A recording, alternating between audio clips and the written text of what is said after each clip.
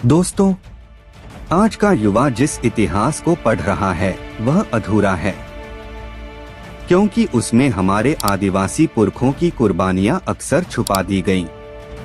लेकिन सवाल ये है कि क्या हम उस अधूरे इतिहास के सहारे अपना भविष्य बनाएंगे या फिर उन भूले हुए पन्नों को पलटकर सच्चाई जानेंगे। यही मकसद है इस चैनल गोंडवाना भूले हुए पन्ने का।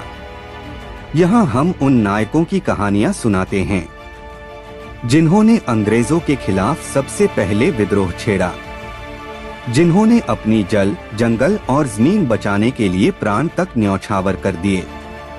और इस वीडियो में हम बात करने वाले हैं एक ऐसी किताब की जो केवल किताब नहीं बल्कि दस्तावेज है भारत के भूले हुए इतिहास का।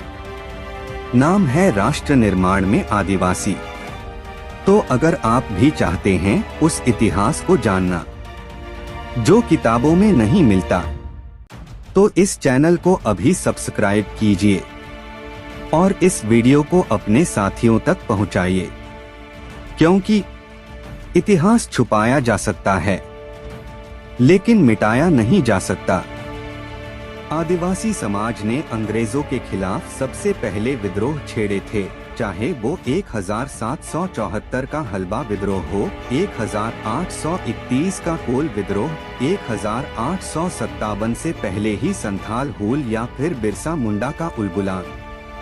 इन सबका योगदान भारत की आजादी की धारा में वैसा ही है जैसा भगत सिंह, राजगुरु अशफाकुल्लाह खां या चंद्रशेखर आजाद का। लेकिन फर्क सिर्फ इतना रहा कि आदिवासी जननायकों को इतिहास की किताबों से गायब कर दिया गया। उनकी कहानियां लोक कथाओं और गीतों में तो जीवित रहीं, लेकिन मुख्यधारा इतिहास में उन्हें जगह नहीं मिली। इसलिए यह पुस्तक सिर्फ आदिवासी पहचान के लिए नहीं है, बल्कि यह भारत के अधूरे इतिहास को पूरा करने की कोशिश है। अगर भगत सिंह को भारत का युवा आदर्श माना जाता है, तो बिरसा मुंडा भी उतने ही प्रेरणा स्रोत हैं। अगर चंद्रशेखर आजाद क्रांति का प्रतीक हैं, तो टंट्या भील, राजा शंकर शाह और रघुनाथ शाह भी आजादी के वही दीपक हैं। इस किताब को पढ़ने के बाद यह बात साफ हो जाती है कि आदिवासी संघर्ष केवल जनजातीय संघर्ष नहीं था, बल्कि वह भारत की आजादी का संघर्ष था।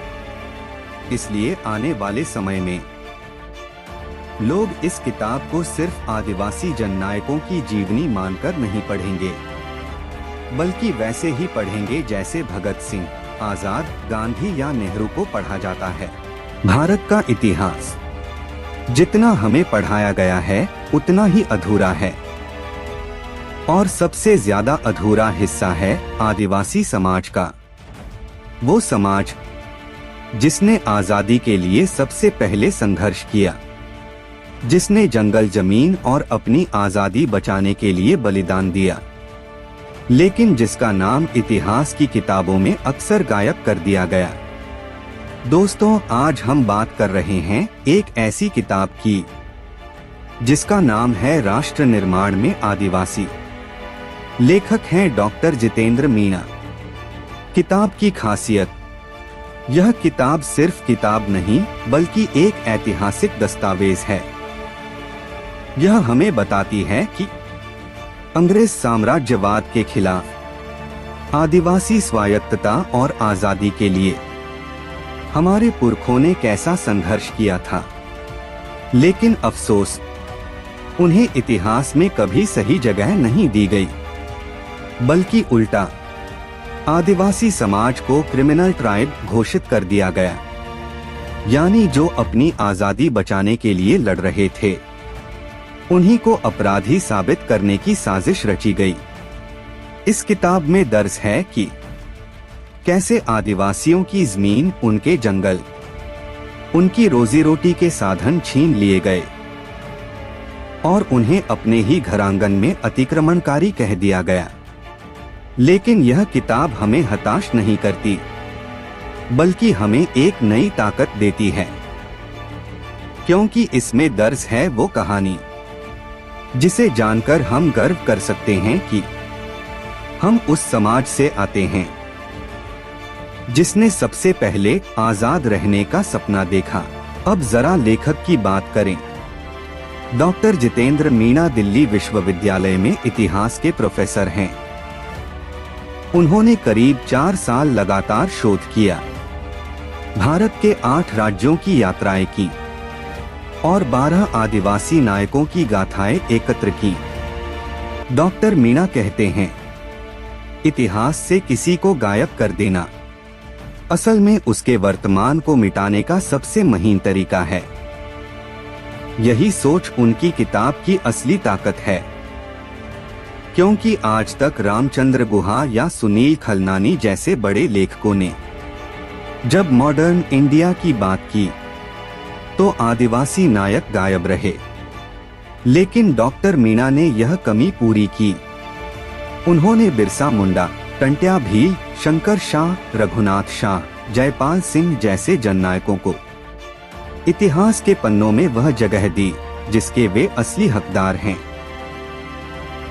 उनकी किताब पढ़कर यह साफ होता है कि आदिवासी संघर्ष सिर्फ आदिवासी समाज का संघर्ष नहीं था, बल्कि वह भारत की आजादी का संघर्ष था।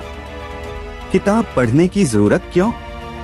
दोस्तों, यह किताब हम सबको इसलिए पढ़नी चाहिए क्योंकि राष्ट्र केवल किसी एक का नहीं, यह हम सबका है और इसके निर्माता सिर्फ राजा महाराजा या महापुरुष ही नहीं, बल्कि वे आदिवासी नायक भी हैं जिन्होंने जंगल पहाड़ में आजादी के लिए लहू बहाया।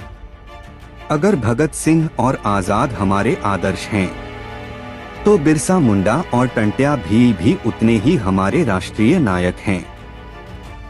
तो अगर आप जानना चाहते हैं भारत के उस भूले हुए इतिहास को जो स्कूल की किताबों में नहीं है, तो राष्ट्र निर्माण में आदिवासी जरूर पढ़िए, क्योंकि इतिहास को छुपाया जा सकता है लेकिन मिटाया नहीं जा सकता।